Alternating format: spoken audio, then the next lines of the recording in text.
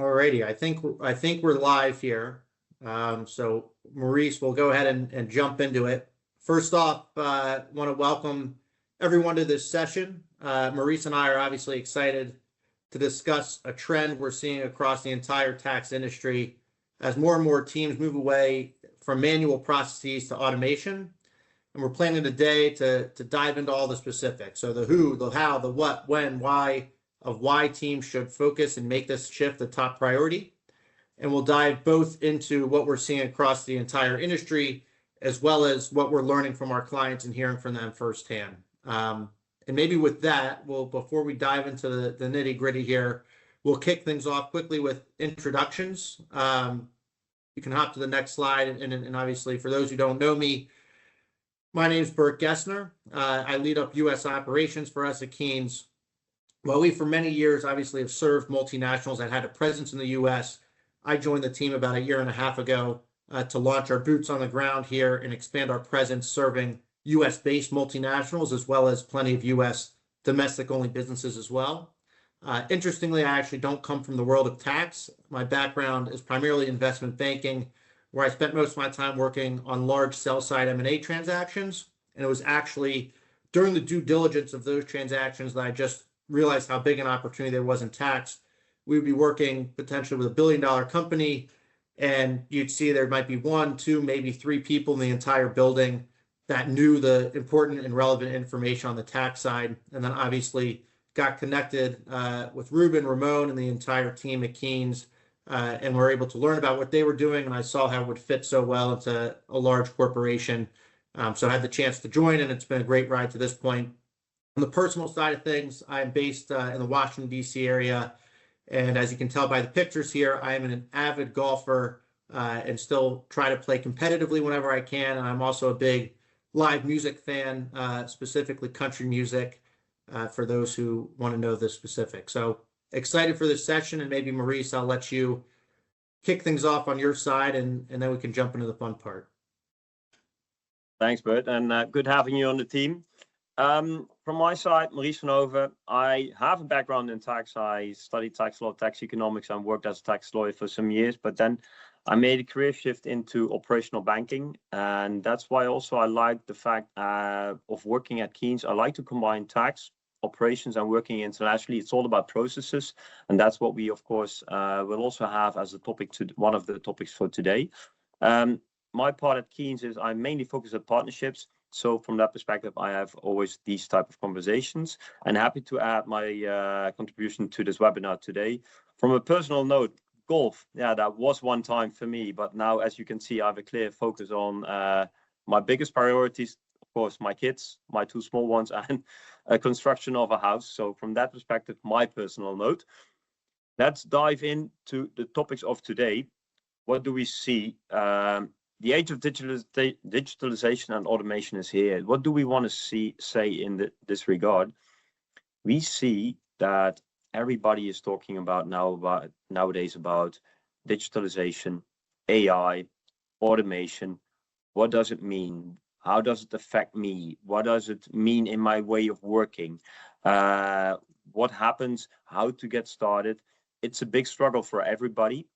When we look into the tax domain, we even see to the big corporates with whom we work, they even have within their organization new functions like tax innovation manager, tax technology manager, tax transformation manager. But these companies already for many years had the idea, how do we get started? And now you even see within that domain that even the profile of people is changing. What are we working on? So it's a big topic, but the question is, of course, how to get started for today. And what do we want to do is dive in a little bit deeper on the complexity, what we see. In the world of tax, what do we see, what is happening? In general, we see across the world, compliance, the burden of compliance is growing. So more compliance around multiple topics in multiple different jurisdictions. And even the complexity around those topics is increasing. New legislation coming in as well. But then if you offset it again, compared to the capacity what people have within their organization, it's a real big struggle to make sure that you do the compliance on time and that you keep up with the complexity, as I just mentioned, which is where you have to comply with in all those jurisdictions.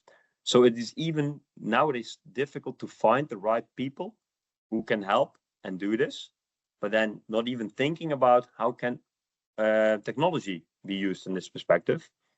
If we then have a look at how is this now being addressed by tax, and we see from a technology perspective that tax is left behind, staying behind. When we have conversations with leaders within the field, CFO, heads of tax, regional heads of tax, we see that there is a lot of conversation within companies about automation, that trying to use and start using technology. Finance is already a step ahead. That is even coming out of reports from the Big Four as well. You see clearly that the finance teams made this step already many, many years ago.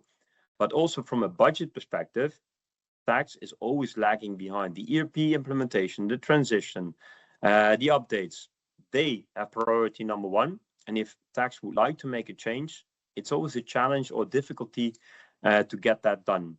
That's a little bit my perspective, how I view it. But Burt, maybe you want to tap in on this topic as well. How do you see it from your perspective? Yeah, I think the things we hear most from the US side of things are, one, definitely being left behind. And that's not only left behind, but they're often from the tax side being forced into tools that aren't really built for tax. So I think a lot of the response of, hey, we as a tax team need this tool, they often say, we have this tool, why don't you make that work? And the reality is tax needs tax tools. And that ties directly to the other piece, which is the budget, right? So we're going to talk plenty about budget later on, but that's also being one of the elements left behind for a lot of tax teams. So much of what you're seeing in Europe, much of the same here in the US in terms of being left behind. And like I said, having to use other tools and realizing even more we need our own stuff. So that's what we're seeing here. No, I like tax needs tax tools. You mentioned it. Let's talk about tools now for now a moment, because what do we still see? No, it's what we still see, and that I think all the conversations which we have with companies nowadays, a lot of these companies still rely on emails, spreadsheets, manual follow-up, which is being done, tracking is being done. Data sits in different places, so it's in Outlook, it's in SharePoint, it's in Teams, it's in platforms. So trying to gather data when it's necessary, it's a big challenge. And if you take that from the perspective of a CFO or a head of tax, and then you talk about giving insights, it's really still limited on not having real-time insights. And that is nowadays something you want to have. And also late discovery of operational risks, which might occur within an organization. It could be that on a local level, there might already be flagged something, but it's not visible yet on a head office level. And these time differences or gaps which are created, create a risk. And that's something you want to be able to work on. And this means the operating model, which is now in place, needs to be changed from that perspective. So the way we have been taught to do things, they don't work in the way we live at the moment. So this means that we need to make those changes. And this is maybe also a nice bridge to you back again, Burt, to pick it up from here. Yeah, I think, we talk about the why, and it's fun to say the why, but more specifically, what we see is tax teams and even the CFOs often know what the why is. And the part that we see folks struggle with is on communicating that why. So especially for the tax teams we work with in terms of communicating to the CFO and other stakeholders in business, why that why is so important. And we're seeing that, like I said, they're already acutely aware they need to invest, but they struggle to articulate across the organization. And with that, maybe if you jump to the next slide, Maurice, we often like to break down the key factors of that why. And examine them each separately. And these are conversations we have with folks all the time. And first is an obvious one. That's the cost side. Maybe breaking it out from budget, which we'll talk about last.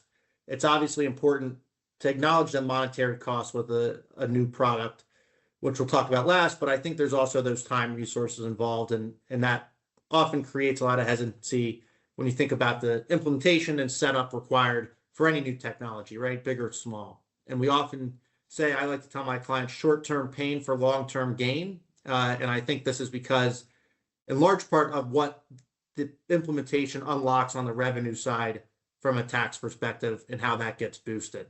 So this happens in multiple ways. On the revenue side, in the tax setting, whether that's avoiding fines, but most importantly, in our opinion, it's enabling folks to focus on the value creation side of their work and doing that within their business. And I think overall, we see that tax needs to be more and more involved in the business, and technology, most importantly, frees up the time for them to do that, and become that true business partner, rather than just focusing purely on compliance, which is what we see often, right? That's bogged down in the day-to-day, the grunt work, all the fun stuff that us as tax professionals know about. And that unlocking of efficiency and time drives strong improvement on the human capital side. But the one point that we've seen resonate the most on the human capital side is this idea of knowledge, right? So we talk about key person risk, turnover risk, and knowledge loss. Those are kind of the big elements that in my mind make up the human capital piece. And all of this sounds good because you can avoid that, but we notice that people struggle to start. So that's why we talk about this concept also, start small and plan big. And this allows our folks on the tax side to get early wins so that they're seeing progress immediately, and also show to those stakeholders and get increased buy-in of, hey, we're getting ROI on this. There's visible, tangible things that we can show you that allows it. And then also, obviously I'm biased, but I think there's no time like the present. And all jokes aside, on the risk of waiting, I was talking the other day with someone about this concept of technological debt, right? So technology changing so fast, but the reality is the longer you wait to implement any technology, the mistakes and inefficiencies that are caused by that lack of technology are only increasing. So we want to start as soon as possible to avoid that debt getting so big that when you do ultimately make the jump to technology and more of an automated approach, that you're not, so far behind that it becomes impossible to start. And then obviously budget is a factor. I think my main point on this is be transparent with your vendors, right? The right vendors are going to want to become business partners to you. So they're going to understand your problems, but they're also going to want to make and identify a solution that really works for you guys. And I know, Maurice, you had some thoughts to add on this slide and concepts in general. So maybe I'll let you chime in here. Mainly on the point, what if you wait? Because of course, what we see a lot as well, you can have a look at it from an internal perspective and how you want to create that efficiency, cost reduction, but how to get started. But what we also see a lot is, what if you wait? Authorities are not waiting. Authorities are also putting the digitalization as a top priority. They are already, as an example, from an e-invoicing perspective, they are getting the data. They have it on a continuous basis. So if they start sending questionnaires or starting an audit, they also expect you as a company to have that data available immediately. And if we talk about data, it can be raw ERP data, but it's also about how did we get to a certain approach, which decisions have been made by whom. So it's about ERP data, communication, audit trail. You should be able to provide that in a fast way. The longer you wait, it shows you are less in control. How do you manage that you have it available? That's a small topic which I wanted to touch upon on this slide as well. No, super interesting. I actually think it segues into the next slide here about the impact of technology, right? You kind of already touched on a little of not being left behind, but a lot of this stuff is apparent. Risk and control are the two words that jump to the top of my head, and that encapsulates a lot of what's on the screen here. Obviously, automate routine tasks. I always talk about with our clients, manual, low value tasks. We want to get rid of those as much as possible, which enables you to then reallocate your time to focus on becoming a business partner. Obviously, along the lines of automating those routine tasks, you unlock risk management, you have more visibility, and then you see on the bottom right there, I'm jumping around, but real-time decision-making, reporting and analytics. I think when you think about getting buy-in from stakeholders, your CFO, whoever it may be, having actual tangible things to show make the conversations much easier. And we're moving into even more than already an era of, easily digestible real-time information. So this idea of dashboards and reports and charts and real-time data that changes as things change in your business becomes really valuable in improving those conversations to become that true business partner. And I'd also mention here, not on the screen, is AI, right? I don't think we could do a webinar today without talking about AI and mentioning it, at least everybody's favorite buzzword. I'll share a quote that I thought was interesting, and it's AI and tax tech do not fix broken operating models, they expose their limits faster. So I think what we talk a lot about is, AI, everyone gets excited. They think either we might be out of a job or this is going to automate everything we do, which is nice and scary at the same time. But what a lot of our clients lose sight of, and this goes back to why wait, is you have to have the right framework and ground foundation for AI. So a lot of what we talk a lot about is let's put in place a centralized framework that gets all your data in one place. It gets all your stakeholders in one place. It gets the knowledge that lives in people's heads into a system. And then only after that step can you actually enjoy the benefits of AI. And not to mention in 1 year, 2 years, 3 years from now, those benefits are going to be even greater. But if you're not careful, you can end up in the wrong situation and not have all of the right things in place to start. So maybe with that, I also want to touch a little bit. I've talked about this business partner concept of how you can tie in with your CFO. And specifically what we're hearing directly from CFOs and what they're asking from the tax departments. So I think first off, and Maurice, I'm curious if you've heard the same, do more with less. I think I don't know, I think it's almost every day that I hear this. Is this similar for you, that phrase you hear from tax professionals? Yeah, do more with less. There is even a quote that with one of the companies with whom we spoke, they said, like, if people leave, we're not going to replace them anymore, technology only. So they said, like, you have budget for people, but that's limited to this.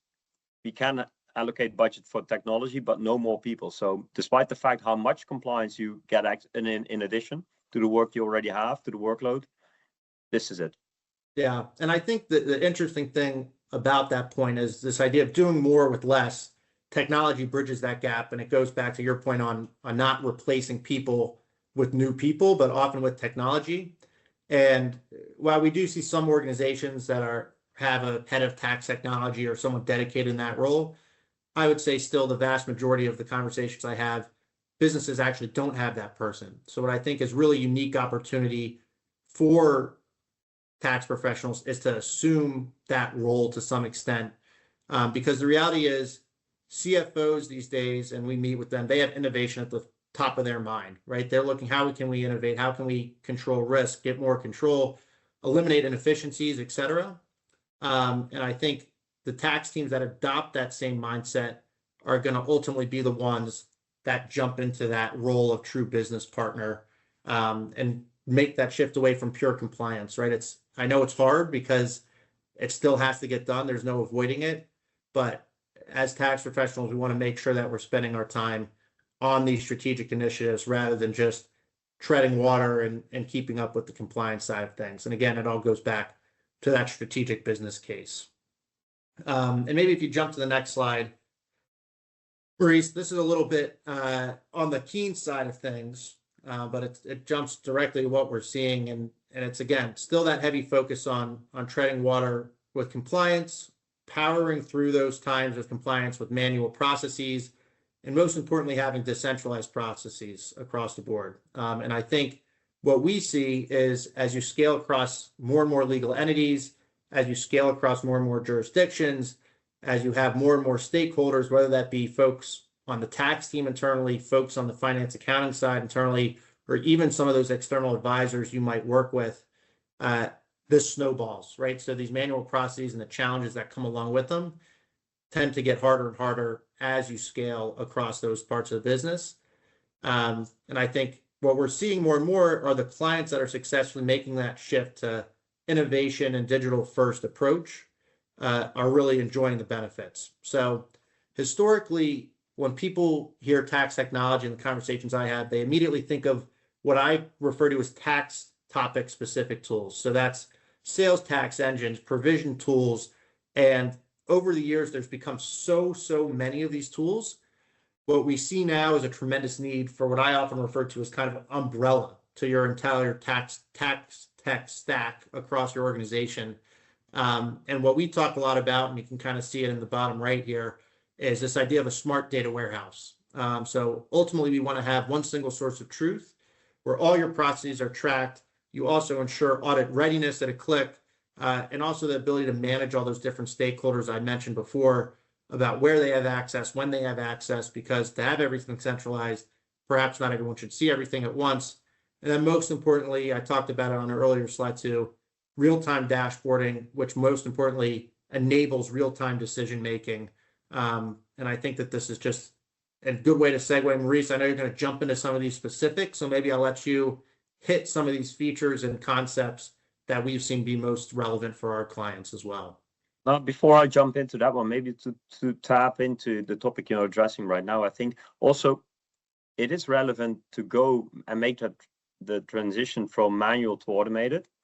But you want to get started, but you want to stay flexible, because every company, you mentioned it before, I think every company with whom we speak can have a different setup. Every conversation when we have a first call, it's always a surprise to hear how the organization is structured, centralized, decentralized, a combination of both, working with advisors in that region, but doing in-house work within the company in another region. And if you talk about automation, you would like to be able to make sure that you can capture both scenarios or all different scenarios in a certain way of working, where you can still streamline it. Maybe for one part of the organization, you need to streamline more within the application. And in the other one, you need less information because you already have it centralized. So it should align on all ways of working and giving you the option going forward to change it. And then again, keep the knowledge and the activities from the past in a certain way, but maybe tapping in to what you have been mentioning before. From that perspective, then if we look at it, and of course, we don't want it to be too biased, but of course, we see that a management platform from that perspective can add a lot of value and can also make sure that you make a start in a way of working and how you can grow into that transition of going from manual to automated in a way that it isn't too intense, but you will start directly benefiting from a new way of working. Because from that new way of working, if you look at it from that perspective, the Excel sheet or the spreadsheet, which is now in place on tracking from a compliance perspective or from a risk perspective, is a lot of manual work, gathering data from all the different parts of an organization, asking a lot of people to spend time on gathering information, updating manually an Excel sheet. Preferably, you will automate processes which are being automatically triggered by a system. People will get notifications. People can do the work based on which a company can get a live cockpit view on what's going on, a live feed of what's going on within the organization. A few minutes ago, I talked about operational risk. If something locally is happening and globally or regional has no clue that something is going on, there is a gap and you cannot act. And time can, of course, be an issue, but you want to have insights and you want to be able to communicate and get those insights quickly nowadays. Also, we see that the way of working is changing. Workflow management is a big step for a lot of teams to become much more efficient. Instead of asking, emailing, chasing, etc., if you have a process which you would like to put in place, not only from a tax perspective, but also from an internal risk perspective, from a tax control framework perspective, if you can capture a way of working in a process, connect the internal and external people to it, you align and you save so much additional time that every company will benefit from it from that perspective. If we talk about collaboration and we talk about people, but we also talk about data. And in the past, or a few minutes ago, I also mentioned before, data is not only data from an ERP perspective or documents, it is also the communication around the process. As I mentioned before, we see a lot that data is scattered around, as I mentioned. It would be preferred if you can combine an audit file where you have the communication, the documents, the thinking, the reasoning behind it, and a timestamp on how things went in the past. Not only for one topic, for every topic which you would like to have monitored.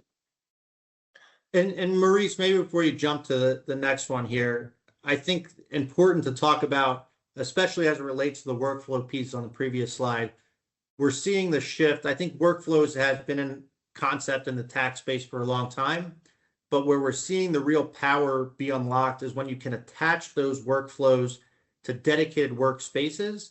And you talked about not only the data that gets tracked in these, whether it's documents, communication, audit trails, but also the knowledge that that data relates to. So again, I talked about it earlier, the ability to tackle turnover and get valuable information out of people's heads and into a system. And I just think that this is such a great way to do it by having it centralized by process. You're not going on scavenger hunts anymore. And if something did happen, you have it all ready to go for the entire team. So I think it's that knowledge piece too, in addition to the data. Yeah, but that's a really great bridge to the next one, Burt, in that regard. Imagine also from the perspective that you want to make sure that the knowledge and the activities of a company stay within the company. And despite the fact, with every company with whom we speak, people come, people go. So from an internal perspective, and it could even be that you might want to change from advisor A to advisor B, or within the advisor with whom you work, people go and make a promotion or leave the company. And how do you make sure that you keep the knowledge and those activities managed? And it is relevant that you can try to do that through email, SharePoint, etc. But if you want to look back, as you mentioned, and see how did we do things, yeah, you save so much time when you have it structured. And if you don't structure it in this way, every time you get like a questionnaire or an audit which pops up, you will have to start gathering. And in the perfect world and in a certain way, you want to have that data automatically centralized in a platform. So people who leave should not be a risk. Every time when we speak with people, when they join a company, when we speak to them and we ask, when did you join the company? How much time did it take you to really to get up to speed, to get to know the company? We hear easily 2, 3, 4, 6 months based on the size of the company and the scope of their responsibilities. And it's all about, with whom do I work? What is my scope of responsibilities? Who is involved? Where's the data? Or suddenly I'm dragged into an audit I didn't know about. So working in a centralized, structured way can give someone who joins the company directly the knowledge of their predecessors instead of relying on people in a certain way. So no, that helps a lot. What we see as well in every conversation which we have is data and security is always a topic. Nowadays, people still email a lot. And then they start asking when they start talking about technology, about security. And then we always ask the counter question like, but do you think that emailing still is then the best secure way to do it? Let's be realistic. I think what we see a lot, the biggest risk of working nowadays is sharing documents, data through email is a bigger risk than using a centralized solution, which is run in a platform. And of course, be careful which platform you choose. Make always sure that the platform has the right certifications and security in place. And that's, of course, when choosing a solution, always a big topic, because I think the second or the third conversation with all companies which we have goes on this topic. And then it's always about how to set it up, how to make sure that the data is secure. Is it only online? Can we have it in our own cloud? Can we do it on-prem? So instead of discussing only tax topics, a big part of the transition is also how do we make sure that we work in a centralized, structured, and safe way within our company, but also with external people. So this is a big topic, what we see as well, which is always addressed along the conversations which we have. Yeah, Bert, by the way, I'm jumping already to the slide, but the future. No, this is perfect, I think, and what we want to talk about here is we want to practice what we preach, right? So this idea of start small, plan big. We're always thinking about the future as well, and this goes to your point you just mentioned on the last slide about picking the right vendors and the right teams to partner with. And I think a question every tax professional should be asking is what's on the roadmap, right? And for us, I won't dive into all these specifics, but obviously more dashboard and reporting. We already have a lot of it, but this is something we see enable tax professionals to make the business case internally because CFOs really value those real-time insights. Obviously, risk and controversy. I already talked about, in my mind, the two biggest themes being control and risk are the top two things. And then AI, everyone's favorite buzzword here again. Obviously, it's important to first have the building blocks on top of AI, but you also want a team that knows how to use AI, not only to get stuff done, but also use it responsibly, right? Tying directly back to your last slide about data security. The risks that come with AI are abundant, and whether you try to do it yourself or work with a team that doesn't know how to run fast and far is a risk to the business. Then lastly, I talked about this concept of the umbrella to your tech stack. And a big part of that is integration. So we talk a lot about times of integrating with these vertical specific tools, like I mentioned before, sales tax, provisioning, there's transfer pricing, and how important this comes. And I think when you talk about the future, I'm also reminded of the conversation I have a lot of folks of this idea of buy versus build, right? So obviously you need someone who's going to keep doing the innovation. And in my mind, that's the biggest argument for buying, right? Yes, our team has tons of veteran tax professionals on it, but at our core, we are a technology company. We're a technology team. That is all we do morning, day, and night. And I think what the risk is when people build, it's often being built by a tax team. Maybe IT is involved, but you run the risk of your technology already being out of date by the time you build it. And then you're back at square one, you've delayed, and you have, ironically, even more technological debt back to that original point. On that topic, Bert, maybe if I can add, I think the whole discussion on buy versus build, I think depends completely on the company, on the legacy, on how they have been structured. There are pros and cons, to be honest. And I think we can complete a whole webinar only on this topic already. So maybe we should plan it. But in this respect, I think it's always zooming in on the specifics. How is a company initiated? How do you already work? Do you have the capacity, the knowledge, as you mentioned, the option to maintain it as well? Because some people even mentioned once to me, take at least 20% of the building costs as yearly maintenance costs, as an example. But so all to put that into place in scoping of what should be a realistic picture for the company itself. You, of course, building is an option, but buying as well. But would be an interesting follow-up topic, Bert. And I think, interestingly, that reminds me of another concept of low-no code tools, which is obviously a fancy way of saying you don't need a computer science degree to use it. And one of the ways that I think we're innovating perhaps the most effectively, it's not one of these crazy ideas where people talk about AI and dashboards, but it's actually developing software that tax professionals can use themselves, implement themselves, and administer themselves, so that we're really empowering those folks to become the tax technology go-to person in their organization without them having to code and stuff, but have that full control of how we're structuring the platform. So that's another innovation topic that I think is particularly relevant these days as tax professionals try to put on their technology hat a lot of the time too. For me, maybe that's a good segue. Yeah, go ahead. No, for me, that also comes back again to what I really mentioned at the beginning of, you want to get started, but you want to be flexible. So also you should have a structured way of working. Also from a governance perspective, you want to have a clear governance in place, which is transparent, which is clear, defined, but also you would like to have the flexibility to make it your own even more and more and extend it, but even maybe shrink it down. So flexibility for me in this regard is also really important word. Yeah, no, I think that's spot on. And as you'll see in the next slide, it's consistent with some of the things we're hearing directly from clients, right? We've already talked a lot about today, the specific things we're seeing and hearing from them. Obviously, you can read some of these quotes yourself. my big takeaway is back to these two things, risk and control. That's the story that our tax professionals are telling to their teams and their businesses. And that technology enables that. And those are two factors that really resonate. And you can see whether it's peace of mind, uncovering missed deadlines, which is crazy to think about, but it happens all the time. I think that goes back to that concept of risk and control, and telling that story internally is going to enable folks to get buy-in.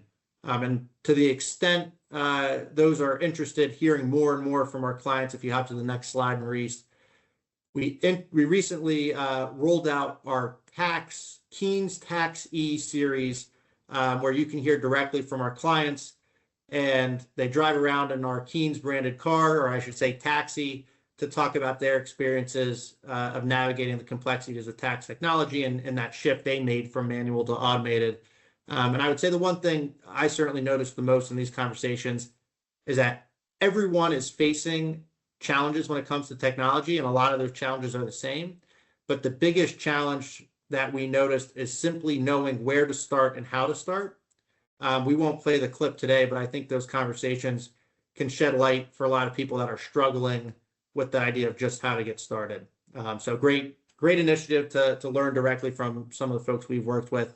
And maybe with that, obviously, Maurice and I would love to thank everybody here for joining us today and talking about this, what we think is an exciting topic.